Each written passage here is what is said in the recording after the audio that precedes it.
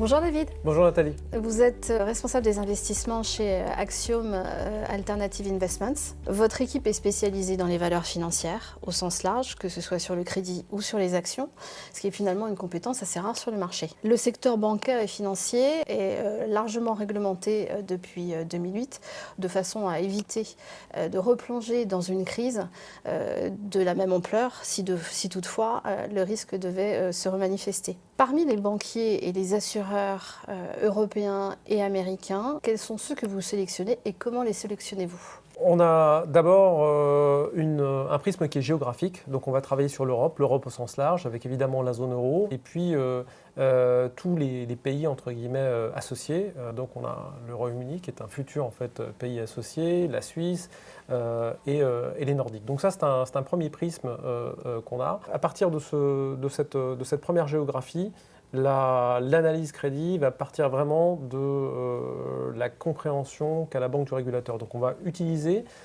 les outils qu'utilise le régulateur pour comprendre la situation de l'établissement de crédit. Quels sont ces outils ?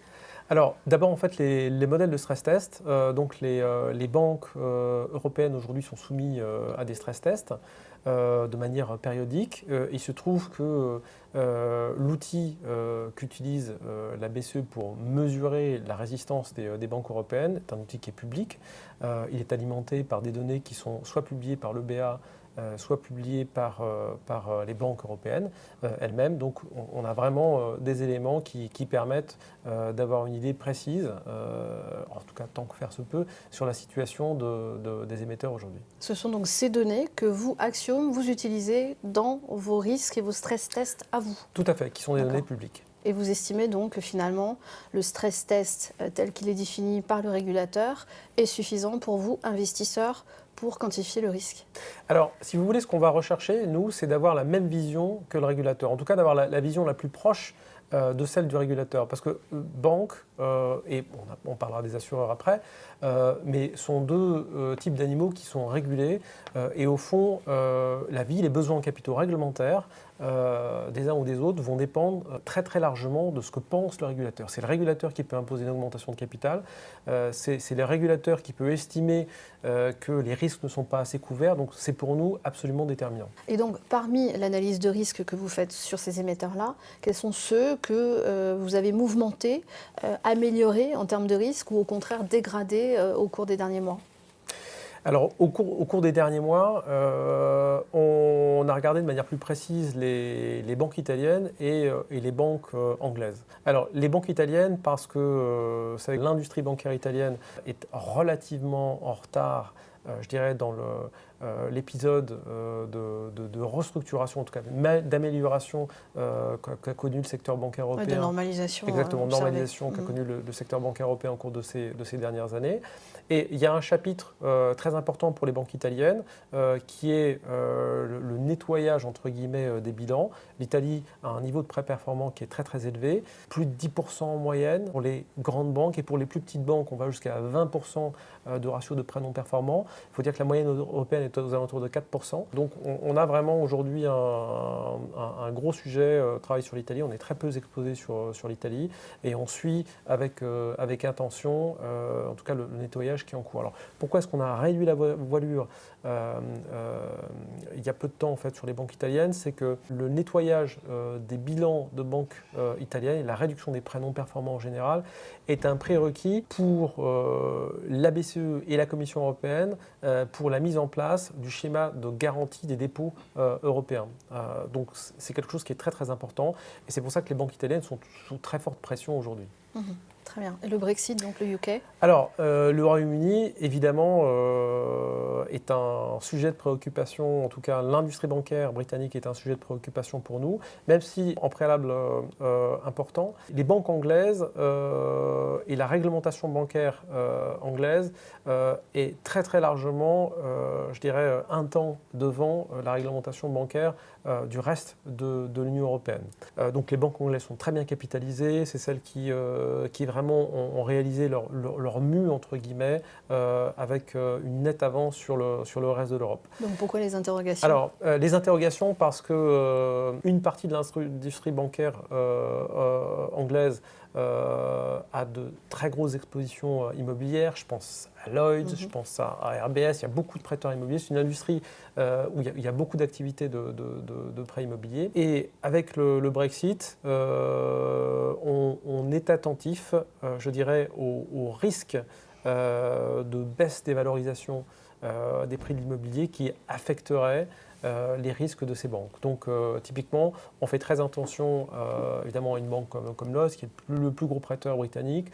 On fait attention aussi à RBS, qui, même si elle est très très bien capitalisée, aujourd'hui RBS est la banque qui a la plus grosse exposition sur le marché immobilier londonien. Alors le marché de l'immobilier londonien est un marché qui va être très très sensible au Brexit, puisque Londres, c'est la première place financière au monde, et donc je dirais la migration, entre guillemets, d'une partie du staff qui est aujourd'hui dans cette industrie aura probablement pour conséquence des mouvements immobiliers. Très bien. En termes de recherche de valeur, est-ce que vous avez beaucoup d'idées d'investissement en ce moment sur le marché ? Alors, aujourd'hui, on a une thématique de prédilection, c'est la thématique dite legacy, c'est-à-dire sur le marché du crédit bancaire, dans le marché de la dette subordonnée. Il y a une transition réglementaire qui est en cours. En simple, le régulateur a imposé aux banques et aux compagnies d'assurance de remplacer tous leurs anciens titres subordonnés bancaires, qu'on appelle donc legacy, par des nouveaux titres. Alors, Additional Tier 1 ou COCO pour les banques et Restricted Tier 1 pour les assureurs. D'ici à 2021. D'ici à 2021 pour les banques et d'ici à 2026 pour les assureurs. Et cette thématique, c'est pour nous une thématique d'investissement très très importante parce qu'on trouve à la fois des titres qui traitent aujourd'hui en dessous de leur valeur de remboursement pour lesquels on peut aller chercher du gain en capital, et d'autres qui ont des rendements qui sont peut-être supérieurs aux rendements qu'on pourrait trouver à même type de risque que crédit aujourd'hui et dont la maturité va parfois en fait au-delà de 2021. Très bien. Est-ce que vous trouvez en ce moment que les valorisations sont tendues sur les financières, alors, du côté de la dette bien évidemment, mais aussi du côté equities, puisque vous êtes aussi sur ce segment-là ? Alors, côté dette, on vient, remarquez côté equity aussi, on vient de niveaux de valorisation qui étaient extrêmement décotés. Donc il y a eu un parcours très important qui a été fait.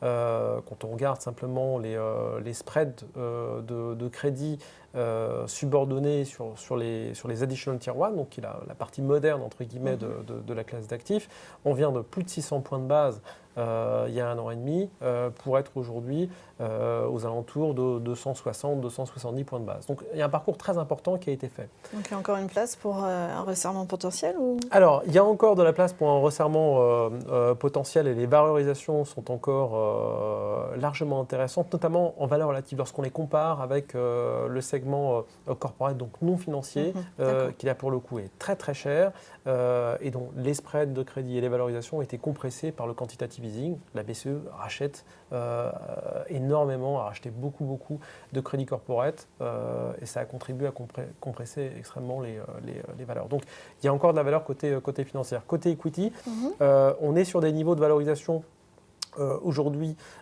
qui sont à peu près en ligne avec les moyennes historiques, c'est-à-dire on est à peu près à 11 fois en fait les résultats, ce qui est très très loin des autres secteurs. Et il y a des dynamiques en tout cas côté equity qui sont très intéressantes, le cycle de taux qui est en train de changer, donc il y a de la valeur. Très bien. En termes de construction de portefeuille, par exemple, est-ce que vous avez des objectifs, notamment en termes de volatilité, puisque vous avez certains fonds à vol faible, ou en termes de duration? Est-ce que ces objectifs sont adressés ex ante, vous les contrôlez ex post? Comment vous adressez cette question de la construction de portefeuille? Oui, alors on a effectivement des portefeuilles qui sont complètement construits en couple rendement-risque. Sur le crédit, je dirais le premier type de stratégie qu'on a, ça va être un couple rendement-risque qui va avoir des objectifs de performance plutôt aux alentours de 3-4% et une volatilité en dessous de 3%. Avec en même temps des contraintes de duration qu'on va retrouver à peu près partout dans les portefeuilles. À l'opposé du spectre, on a des coupleurs rendement risque beaucoup plus risqués. On a un fonds par exemple coté sur la bourse de Londres qui lui a des objectifs de rendement au-dessus de 10%, avec évidemment des contraintes de volatilité qui sont beaucoup plus larges. On va plutôt être aux alentours de 5-6. Et donc c'est un outil propriétaire ou est-ce que vous faites appel à un prestataire, par exemple, pour déterminer le risque que vous avez dans votre portefeuille ? Le risque crédit, on va le déterminer à partir de nos outils internes, donc outils de stress test notamment. Donc on va avoir une notation pour chaque émetteur. Un scoring ? Exactement. Et ensuite, pour chaque portefeuille, on a des limites de notation. Ça, c'est pour la partie risque de crédit. Ensuite, on a des outils de mesure de risque de marché. Et enfin, on a donc des outils de mesure de duration, donc de duration taux cette fois-ci, pas la duration crédit. En fonction des portefeuilles, on va s'accorder un petit peu plus de duration, étant entendu que dans la plupart des fonds crédit qu'on gère, on va chercher des durations qui sont plutôt inférieures à 3. On a toujours essayé de faire de la performance, non pas en jouant sur la duration taux, mais plutôt en allant chercher des titres qui avaient une particularité réglementaire, dont on pouvait arriver à créer de la valeur en comprenant bien à quel moment le régulateur allait pousser son remboursement. Est-ce qu'il y a des segments de marché sur lesquels finalement vous arrivez à trouver trop peu de profondeur pour pouvoir exprimer complètement votre gestion ? Est-ce que vous êtes parfois trop contraint par les tailles des émissions ? Alors oui, tout à fait. Ou d'autres flottants sur les marchés actions si besoin. Ouais, tout à fait. Donc c'est pour ça qu'en fait on a des fonds qui ont parfois des limites par souche en fait d'émissions. Donc on a certains fonds qui ne peuvent pas investir dans des souches de moins de 200 millions. Et à côté de ça, on a un véhicule qui lui est fait pour ça. Donc on a un véhicule qui est fermé. Qui est coté celui qui est coté sur la bourse de Londres dont je parlais il y a quelques instants. Lui, au contraire, sa mission, en tout cas une partie de son mandat, est d'aller chercher des titres qui sont beaucoup moins liquides, parce que comme le capital est permanent, il n'y a pas de problème en fait de liquidité. On peut porter des positions jusqu'à leur maturité. Très bien.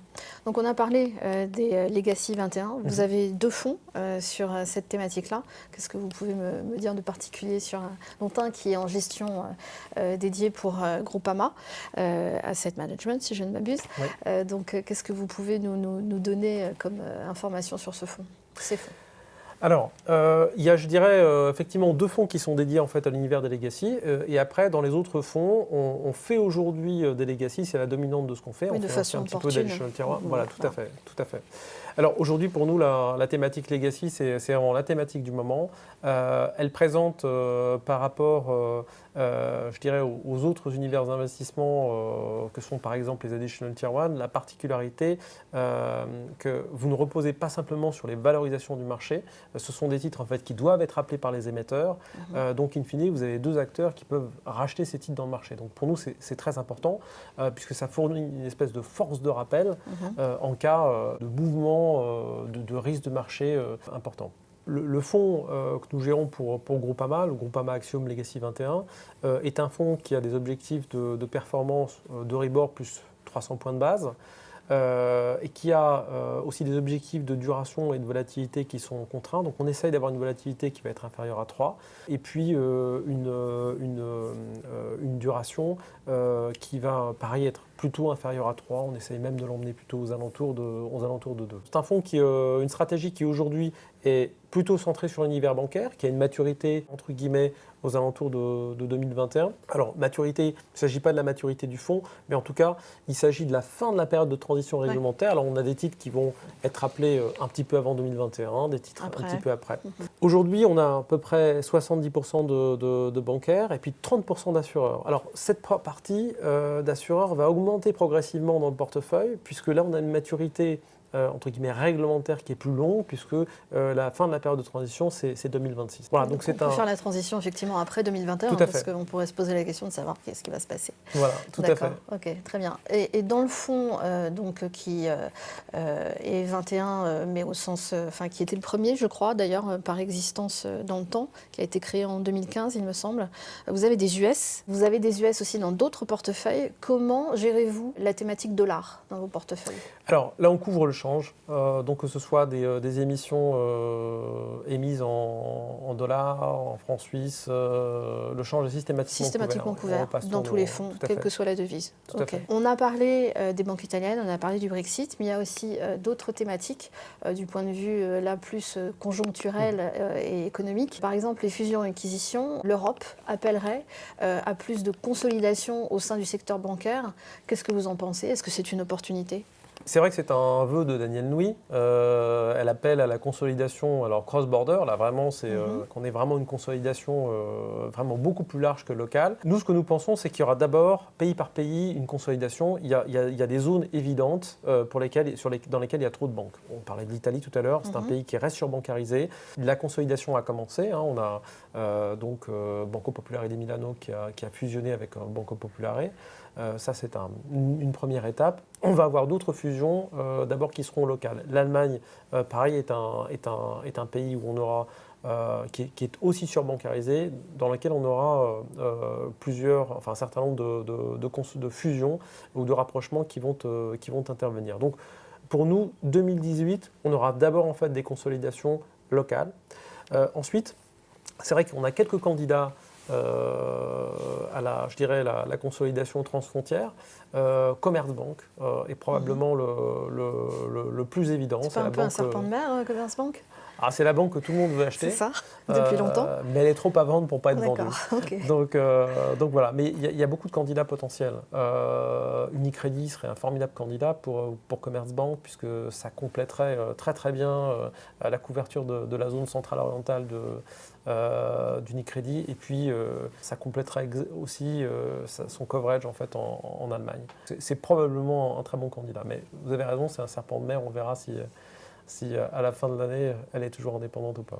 Alors la question évidemment, c'est à ce moment-là, faudrait-il jouer en crédit ou en action ces différentes fusions-acquisitions? Je suppose que la réponse, elle se fera au moment où vous aurez les opérations entre les mains.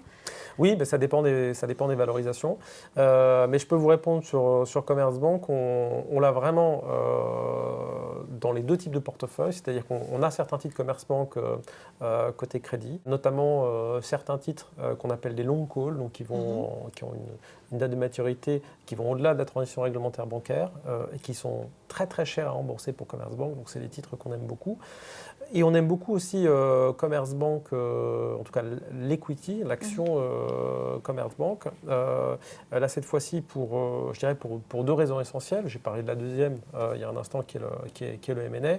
Mais avant ça, Commerzbank c'est une banque qui va bénéficier du cycle de rehaussement de taux. De deux manières. D'abord, elle a un cœur d'activité qui est sur la zone centrale orientale, sur laquelle il y a déjà une dynamique de hausse de taux qu'on a vue.